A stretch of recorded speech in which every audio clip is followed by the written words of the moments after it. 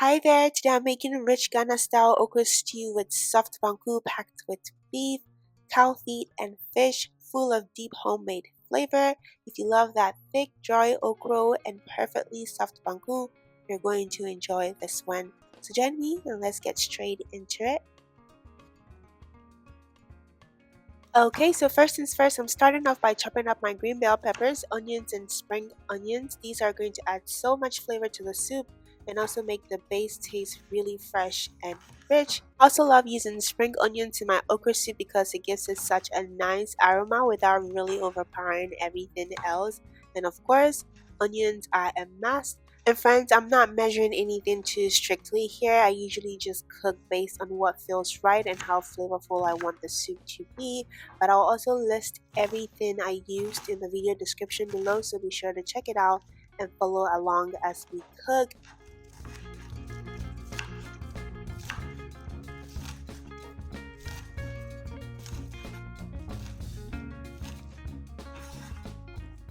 And here's everything we'll need to steam and build the okra soup. We have here some rosemary and thyme. We'll be needing some ginger garlic and habanero pepper along with everything we just chopped up. This combination right here is really going to deepen the flavor of the soup, give the protein a rich aroma, and create a very savory, well-seasoned base. The ginger and garlic, of course, bring warmth and depth, and the habanero pepper adds heat, and the herbs help tie everything together beautifully. Next, I'm adding my cow feet into the pot, then pouring in the blended mixture along with some anise seasoning. I also go in with some Maggi seasoning, salt, and a little water. I'm going to let this cook first since cow feet takes longer to soften. So I'll start it on high heat until it comes to a boil, then lower it to a medium simmer, and then let it cook until the cow feet starts to get nice and tender. So while the cow feet is cooking, I'm going to season and marinate the beef with some of the same blended mixture so it can absorb all the flavor as well. And once the cow feet is about halfway cooked and starting to soften, I'll then go ahead and add in the beef since it doesn't take as long to cook. Next, I'm doing the same for the fish, just seasoning it with some of the blended mixture so that it can soak up all that flavor before going into the soup. Since the fish cooks much faster, I'll be adding this later so it stays nice and tender without falling apart.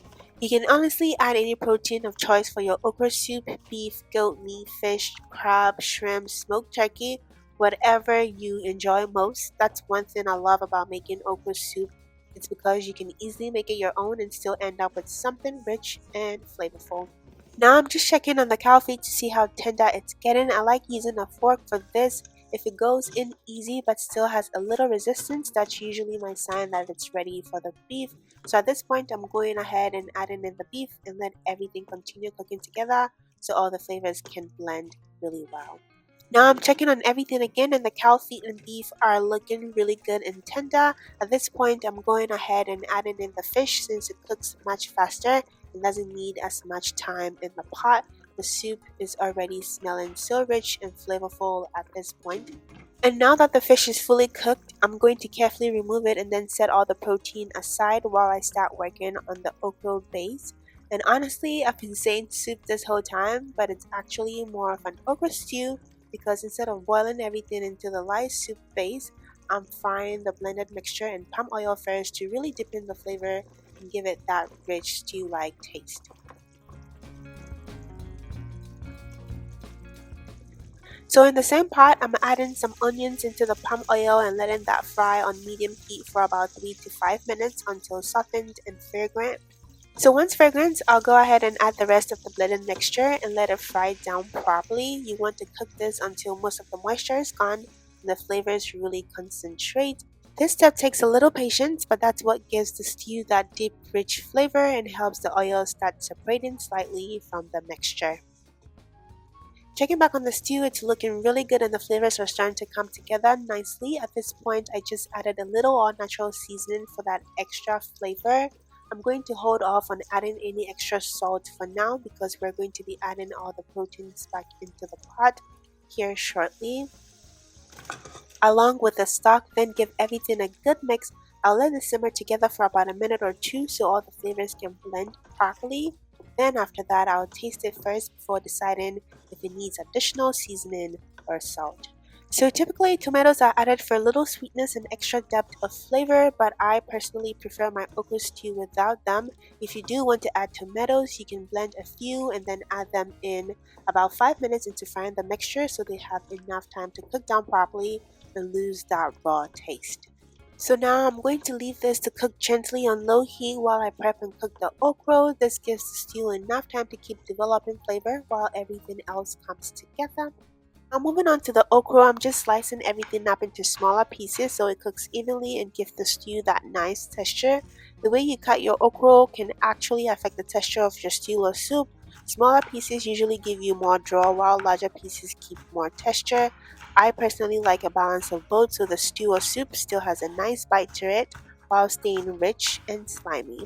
Now fresh okra really makes a difference too. You want it nice and firm, not too soft or wrinkled. But if you only have frozen okra, that works perfectly fine too and still gives you a really good texture for the soup or stew.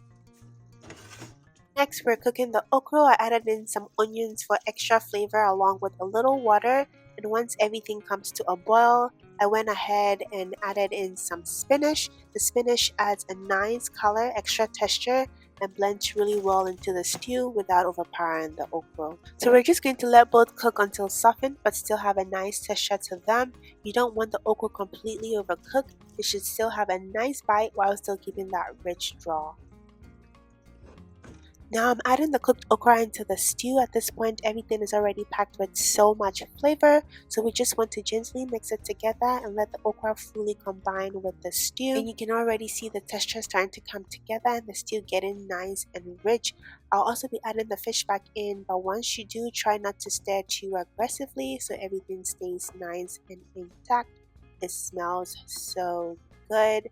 Just look at this. And honestly, this is my favorite part because this is where everything finally starts looking like proper homemade Ghana style okra stew or soup.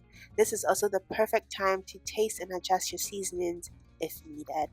So I'll add the fish back in now and let everything simmer together for a few minutes so all the flavors can really blend and come together.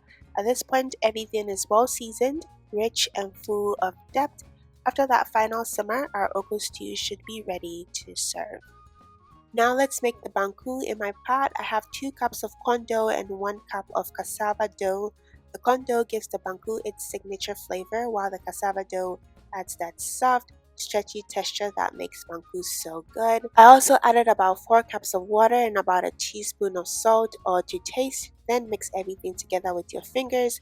You want to break up any large lumps and remove any fibers so you're left with a smooth, watery batter. And once that's ready, place it over medium heat and start stirring. This is the part where you need a little patience because you don't want to stop stirring. So you can use a wooden spoon or a banku spatula, also known as benguta, and keep stirring in a circular back and forth motion to help prevent lumps from forming. As it cooks, you notice the mixture getting thicker and thicker until it reaches a heavy, stretchy, porridge-like consistency. And once it starts to harden just like this, reduce the heat and use the back of your benguta or wooden spoon to press the dough against the sides of the pot to smooth out any remaining lumps. Banku tastes best when it's fully cooked, so don't rush this step. Next, pour about half a cup or 1 cup of hot water over the surface. Poke a few holes into the dough, cover tightly and let it steam for about 10 to 15 minutes on medium-low heat. After steaming, remove the lid and stir continuously, folding the dough over itself until all the water is incorporated.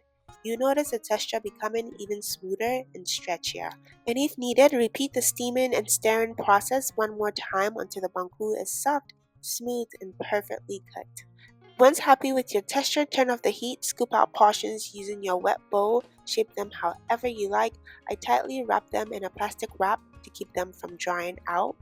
Now friends, serve it hot with your rich Ghana style okra stew or soup and enjoy every bite. If you made it this far, thank you so much for cooking with me today. I hope you enjoyed this recipe and found it helpful. If you did, don't forget to like this video, leave a comment below and subscribe for more delicious Ghanaian recipes and food content. And until next time, stay safe and blessed always.